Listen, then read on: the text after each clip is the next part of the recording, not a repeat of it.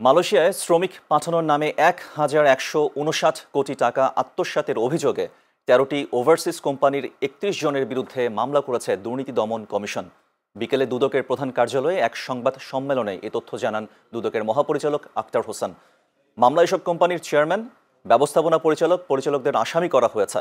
দুদক মহাপরিচালক বলেন, Bangladesh association of international recruiting এজেন্সির বিভিন্ন পদে থাকার সময় আসামিরা সিন্ডিকেট গড়ে মালয়েশিয়াগামী শ্রমিকদের কাছ থেকে সরকার নির্ধারিত ৭৮,৯৯০ টাকার ৫ গুণ বেশি অর্থ নিয়েছেন।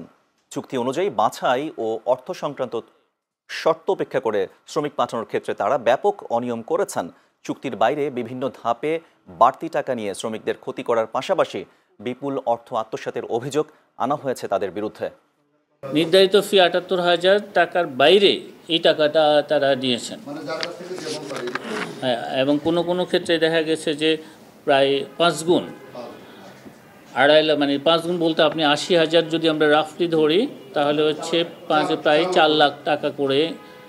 যে ক্ষেত্রে যেই সমস্ত শ্রমিকের কাছ থেকে কারো কাছ থেকে ২.৫ লাখ, কারো কাছ থেকে ৩ লাখ, ৪ লাখ, এইভাবে কোনো নির্দিষ্ট ফি তারা এখানে যে চুক্তিতে যেভাবে নেবার কথা ছিল সেই চুক্তির শর্তগুলো লঙ্ঘন করেই তারা অসাধু উপায়ে এবং কর্মীদেরকে নানা ধরনের হয়রানির মধ্যে ফেলে এই অতিরিক্ত অর্থ আদায় করেছে।